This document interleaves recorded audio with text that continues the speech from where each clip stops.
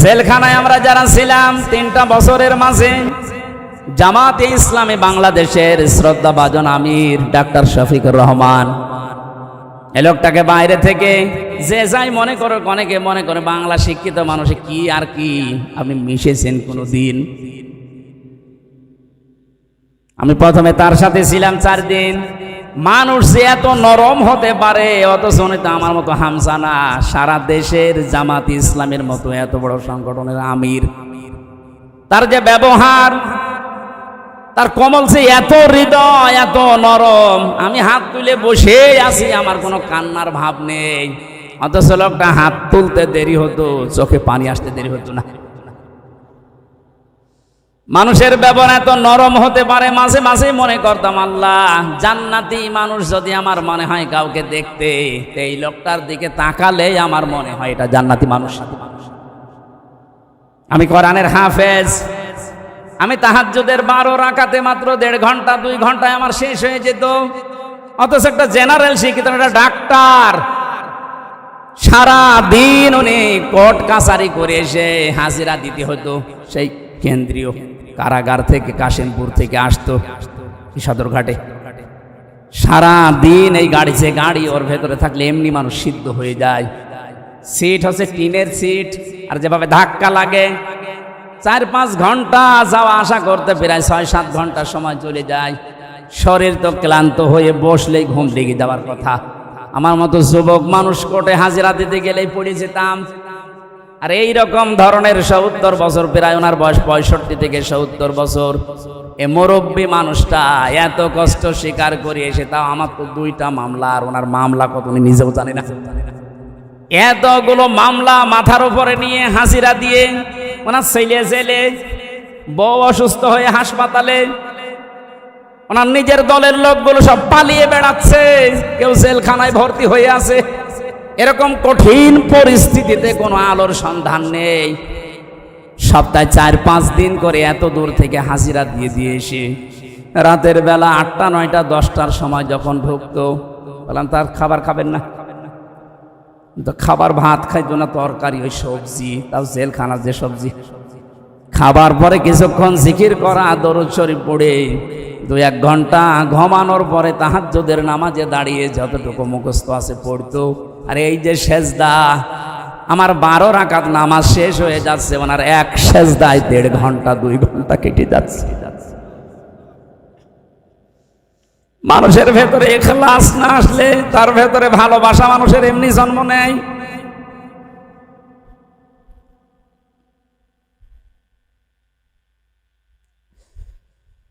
হাসানা দুনিয়ায় আপনি পাননি, আপনার ব্যবহারে মানুষ আপনার থেকে আরো দূরে চলে যায়।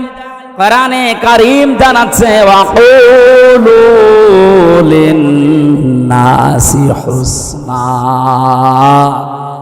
হে নবী, মানুষের সাথে যখন কথা বলবেন হাসি মুখে কথা বলবেন, তাহলে একটা সাদগা দেওয়ার সওয়াব হবে। আল্লাহকে এখানে জানিয়েছে যে মুসলমানদের সাথে যখন কথা বলবেন হাসি মুখে বলবেন। লিন-নাসি লিল মুসলিমিনা দেয়নি। আমরা যারা দুনিয়ার হাসানা কামনা করি, খালি দোয়া করি, আল্লাহ দুনিয়ায় হাসানা দাও, দুনিয়ায় হাসানা দাও, 1 নাম্বারটা তো এখনো পর্যন্ত পেলাম না। আমার ব্যবহারটা নম্র হওয়া লাগবে, আমার ব্যবহারটা নরম হওয়া লাগবে, তাহলে দুনিয়ার হাসানা আমরা পাবো। 2 নাম্বারে একটা করে সব বলতে গেলে তো আয়াত শেষ হবে না, আবার 12টাও বেজে যাচ্ছে। খুব তাড়াতাড়ি সামারাইজ করে বলছি, কেউ যদি মনে করে যে দুনিয়ার হাসানা পেয়েছি, তাহলে সে যেন তার স্ত্রী, উত্তম স্ত্রী তার ঘরে আনতে পারে। উত্তম স্ত্রী কোনটা? যেটা সব সময় সিরিয়াল দেখে, স্বামীর মুখে মুখে তর্ক করে, কোন জিনিস কম পড়লে শুধু বরদোয়া দেয়। ফেরাউনের স্ত্রী হযরতে আসিয়ার জীবনী পড়েছি। পৃথিবীতে যত কঠিন স্বামী আছে, তার মতো এরকম ভয়ঙ্কর স্বামী কারো কপালে জোটেনি, জুটবেও না। এত বড় ভয়ঙ্কর ছিল লোকটা। নিজের স্ত্রীর হাতের ভেতরে প্রেক লাগিয়েছে, পায়ের ভেতরে শলাকা দিয়েছে, মাথার উপরে গরম তেল ঢেলে দিচ্ছে, মানুষজনকে দিয়ে কাপড় চোপড় সব খুলিয়ে উলঙ্গ করেছে। পৃথিবীর কোন স্বামী তার স্ত্রীর সাথে আচরণ করেছে আমি শুনি নাই, পড়িও নাই। অথচ মহিলার সাথে যখন এগুলো করা হচ্ছিল, জিবরাইল এসে জান্নাত সামনে ধরেছে। উনি তো বলতে পারতো ঠিক আছে আমি জান্নাতি চাই, বলেননি। আল্লাহকে ডাক দিয়ে বলেছিলেন রব্বি নাজ্জিনি, হে আল্লাহ তুমি আমাকে বাঁচাও আমার এই স্বামী এবং স্বামী যাদেরকে দিয়ে আমার উপরে অত্যাচার করাচ্ছে তাদের কবল থেকে তুমি আমাকে বাঁচাও, কিন্তু তুমি রাগ করে আমার স্বামীর উপরে গজব দিও না। নরসিংদের মা বোনেরা, কত বড় ভয়ঙ্কর অবস্থায় আছে আপনি একটু নিজেকে দাঁড় করান ওই জায়গায়। এত বড় কঠিন অবস্থায় থাকার পরেও শুধু নিজেকে বাঁচানোর আহ্বান জানিয়েছিলেন, মাবুদ তুমি আমাকে বাঁচাও কিন্তু আমার স্বামীর ওপরে তুমি গজব দিও না। আর আপনি একটা সাবান কম হলে বরদোয়া দেন, আপনি মানুষ।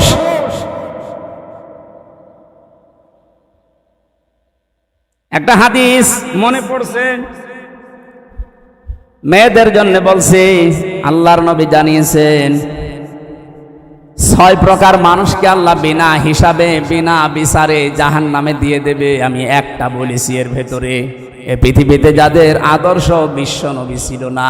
2 নম্বরে যেই মহিলাগুলো নিজের স্বামীর সাথে সংসার করতে রাজি না, ওনারা খালি বারবার সংসার ভাঙতে চায়, তালাক নিতে চায়। একটু কোনো জিনিস কম পড়লে শুধু খোঁটা দেয়। 3 নম্বরে যেই মহিলাগুলো এই পৃথিবীতে জেনে হোক না জেনে হোক কিছু কিছু হলেই খালি আন্দাজে মানুষের উপর অপবাদ দেয়, এটা বাংলাদেশে এখন বেশি। 4 নম্বরে যারা অভিশাপ দেয়, এটাও মেয়েদের ভেতরে বেশি। এই কথা বলছেন এখন। 5 নম্বরে যারা ঝগড়া বাঁধলে সে গালি দেয়, এটা মনে হয় এলাকায় নেই। আমি সেই দিন কোন জেলা থেকে যেন আসছিলাম, খুলনা থেকে। আসার সময় এক বরফ বিক্রেতা, ওই যে আইসক্রিম বিক্রি করে, ওই লোকটা এক বাড়ির পাশে দাঁড়িয়ে 2 মহিলা গালি গালাজ করছিল, সে জনমের গালি, ওইটা আবার ভিডিও করে তুলেছে, তুইলে মাইকে বাজাচ্ছে।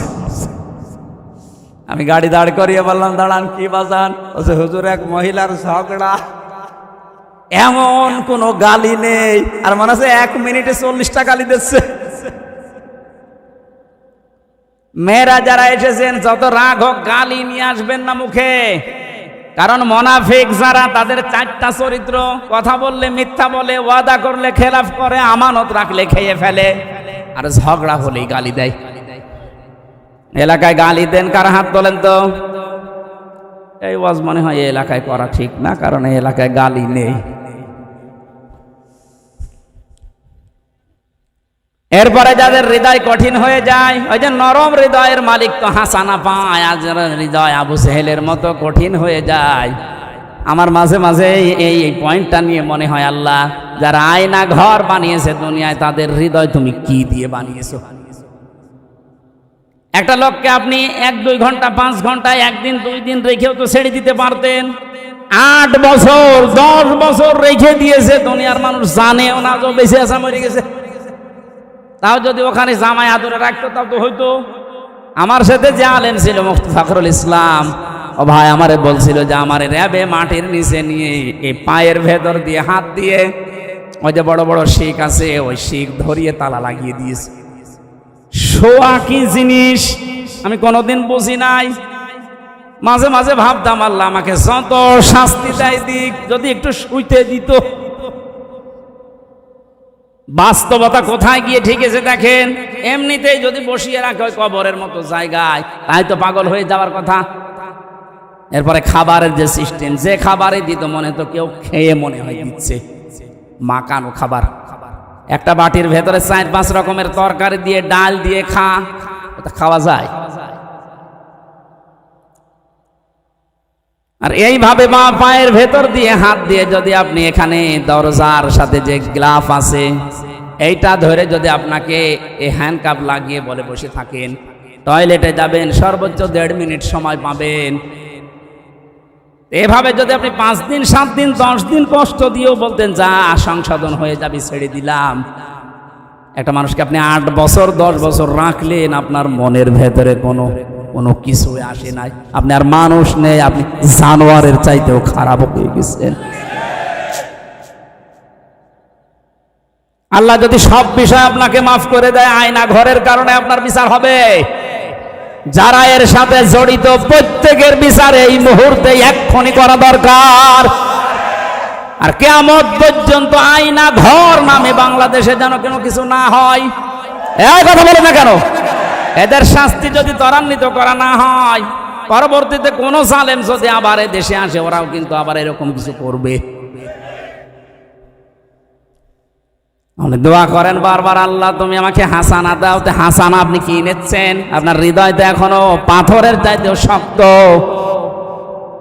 স্ত্রী হিসাবে যাকে নিয়ে এসেছেন, চারটা জিনিস দেখার জন্য নবীজি বলেছিলেন যে বংশ দেখবা, চেহারা দেখবা, সম্পদ দেখবা, আর দিনদারি দেখবা। উপরের তিনটা যদি নাও পাওয়া যায়, যদি দেখো যে দিনদার পরিবারের মেয়ে নিয়ে আসবা, সংসারে শান্তি পাবা। এখন বাবা মা গার্জিয়ানরাও এটা চাই না, যারা বিয়ে করি আমরা তারাও চাই না। এই জন্য দুনিয়ার হাসানাও নেই। কোরআনে কারীম দোয়া শিখিয়েছে, মোনাজাত কর আমার কাছে, রব্বানা হাব লানা মিন আজওয়াজিনা ওয়া যুররিয়াতিনা কুররাতা আ'য়ুনি ওয়াজআলনা লিল মুত্তাকিনা ইমামা। আল্লাহর কাছে মোনাজাতে বলা হচ্ছে, মাবুদ তুমি আমাদেরকে দুনিয়ায় বউ দাও, এমন বউ দাও, এমন সন্তান দাও যাদের দেখলে আমার অন্তর জড়িয়ে যায়। জোরে বলেন আমিন। আখিরাতের হাসানা এতগুলো বলে ব্যাখ্যা করলে সময় লাগছে। অক্তব লানা ফি হাদিহিদ দুনিয়া হাসানা অফিল আখিরা। আল্লাহ আখিরাতে হাসানা দাও। আখিরাতের হাসানা পাঁচটা। কয়টা? আখিরাতের এক নাম্বার হাসানা হচ্ছে মরণ যেন ভালো হয়। ভালো মরণ ওইটা যেটা গলায় দড়ি দিয়ে হয়, যেটা বিষ খাইয়ে হয়। কি ভালো মরণ? ওইটা যেটা শাহাদতের মরণ হয়। দুই নাম্বারে আল্লাহ মামলা দেবে, কেস করবে তাদের বিরুদ্ধে। ভালো করে শুনুন, আল্লাহ নিজে মামলা দেবে, কেস করবে, অভিযোগ দায়ের করবেন। দুই নাম্বারে তাদের বিরুদ্ধে যারা পৃথিবী শান্ত হয়ে যাওয়ার পরে আবার বিশৃঙ্খলা তৈরি করার জন্য বিদ্রোহ করে। এই 5 তারিখের পর থেকে এই 3 তারিখ পর্যন্ত যেটা 7-8 বার হয়ে গেল। সংখ্যালঘু নাম দিয়ে হিন্দুদের দিয়ে চালিয়েছিল, কিন্তু হালে পানি দেয়নি। এই কথা বলে না কেন? এরপরে আনসারদের দিয়ে, তাও মানেনি। এদেশের জনগণ এবং ছাত্ররা সজাগ ছিল, এজন্য সব বলে দিয়েছে যে আমাদেরকে যেগুলো করাচ্ছে আপনি করতে গেলেন কেন? দেশটা তো বেশ শান্ত হয়ে যাচ্ছে। এদেশকে উপরে তোলার জন্য কিছু করার দরকার নেই, শুধু এই দরবেশের মতো যারা টাকা পাচার করেছে এই টাকাগুলো নিয়ে আসেন, এমনি দেশ দাঁড়িয়ে যাবে। 36,000 কোটি টাকায় দরবেশের, অথচ পদ্মা সেতু মাত্র 32,000 কোটি টাকা লেগেছে। ও টাকাগুলো আসলে ওরকম সেতু আরেকটা বানানো যাবে। দরবেশের অবস্থা যদি এই হয়, বাকি যেগুলো দরবেশ না ধরবেশ, তাদের অবস্থা কি বলেন তো? আমি কয়েকদিন আগেও বাইরের কয়েকটা রাষ্ট্র ঘুরে আসলাম। ওদের যে বেগম পাড়া দৃশ্য দেখলে চোখ কপালে উঠে যাবে। কি করেছে কি তারা!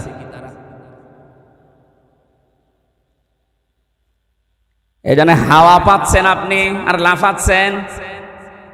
আপনি যার বিরুদ্ধে বিদ্রোহ করছেন, আমি তার পক্ষে না, কিন্তু আপনি জানেন বাস্তবতা কি।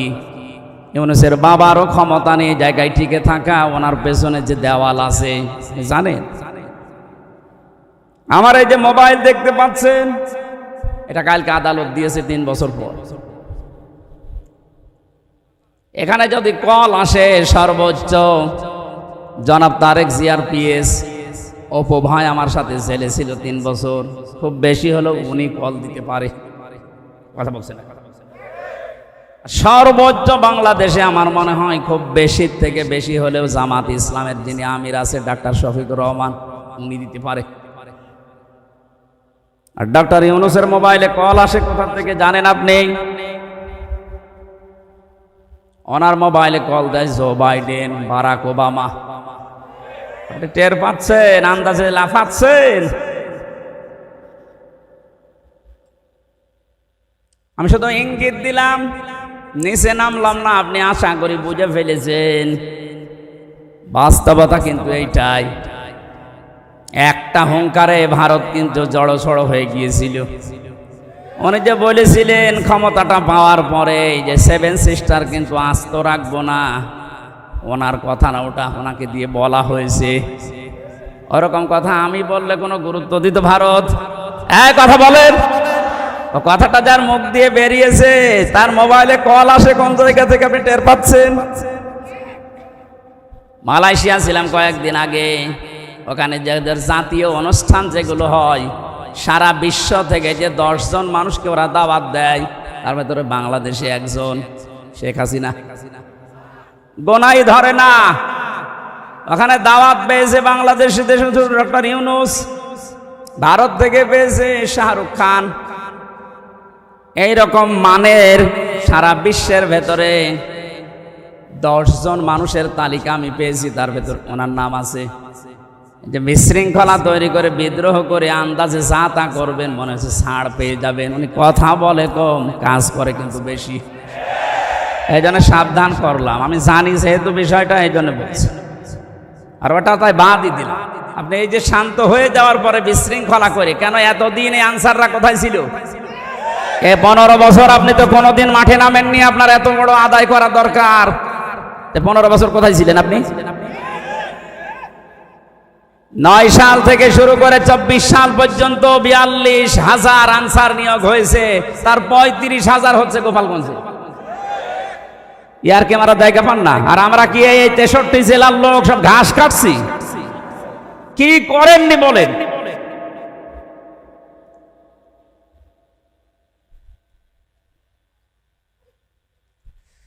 আমি বললাম না আল্লাহ এমনিতে ধরেনি। পাপ যখন পরিপূর্ণ হয়ে গেছে, আল্লাহ বলেন ইন্না বাতশা রাব্বিকা লাশাদীদ, আমার ধরা বড় শক্ত ধরা।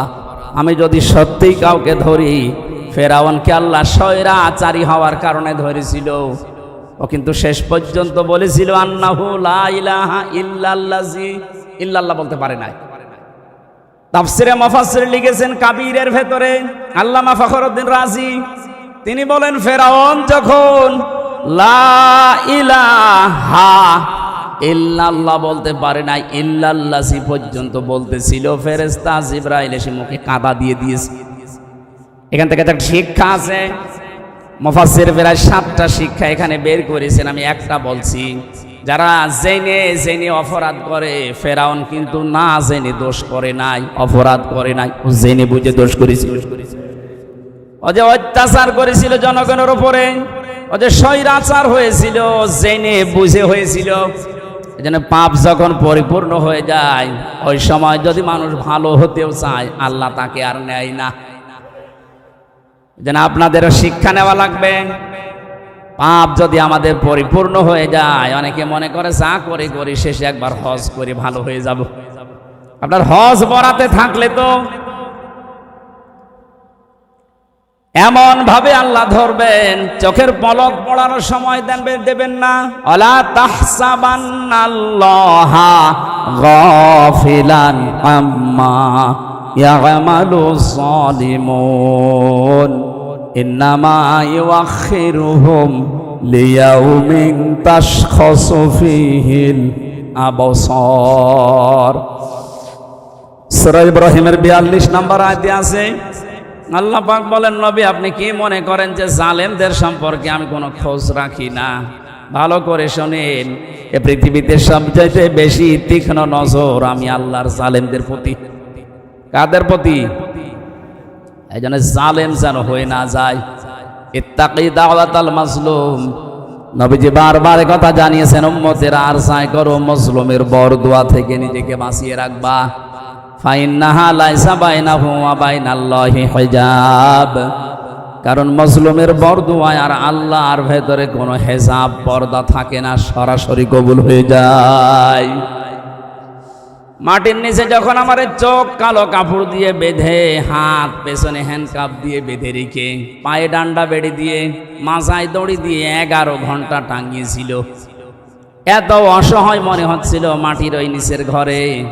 যেহেতু আসি নিজে মজলুম অবস্থায়, অসহায়, মন থেকে বলেছিলাম, আল্লাহ যা যা করছে আমি বিশ্বাস করি নবীর কথা 100 ভাগ সত্য, তোমার কথাও 100 ভাগ। তুমি দয়া করে আমাকে কিছু দেখিও। আল্লাহ দেখিয়েছেন। যেই কয়জন অত্যাচার করেছিল, কালকেও এক মামলার আইবুকে কল দিয়েছিলাম, হাও মাও করে কাঁদছে, আর এখন আমার এই উল্টো করে স্যার বলছে। স্যার কি করা লাগবে, কি করা লাগবে মানে আমার বাবার কাছ থেকে যে 10 লাখ টাকা নিলে বললে আর মামলা দেব না, ওই টাকা ফেরত দাও।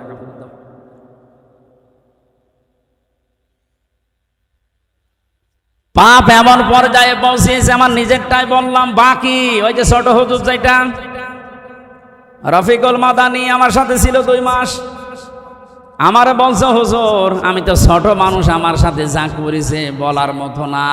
রাত 12:30টার সময় আমারে নিয়ে গেছে হাতির চিলে, 2 পাশের রাস্তা ব্লক করে দিয়ে পুরা উলঙ্গ করে, এক টুকরা কাপড় আমার শরীরে রাখে নাই, একটা সিগারেট আমার হাতে ধরিয়ে দিয়ে একটা উলঙ্গ অর্ধ উলঙ্গ মেয়ে লোক কোথা থেকে যেন নিয়ে আসলো, পাশে দাঁড় করিয়ে দিয়ে ছবি তুলছে, বলছে এটা কালকে ছেড়ে দেব, মানুষ জানবে যে পিসকে হুজুর কেমন। বলছে হামজা ভাই, আমি যেহেতু ছোট মানুষ ওদের তুলনায়, মেয়েটা আমার পাশে দাঁড়িয়েছে, ওর মাথা পর্যন্ত আমি না, এত লম্বা মেয়ে মানুষ। যতগুলো এসআই ছবি তুলছিল অট্ট হাসিতে সব ফেটে পড়ছে।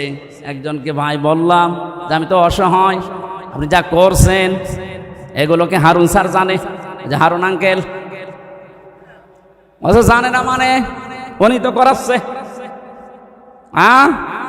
উনি মাঝে মাঝে রিমান্ডে এসে যে সুন্দর সুন্দর টকিং করতো, এত সুন্দর কথা বলতো ফেরেশতার মতো, আর উনি আমার এই অপমান করার জন্য এত দূর নেমেছে। অসহায় হয়ে চোখের পানি ফেলে বললাম, মাবুদ তুমি সত্য আমি জানি, দেখতে পাচ্ছ, অন্তত দুনিয়ায় তুমি আমার চোখে দেখিও যে হারুনের কিছু হয়েছে।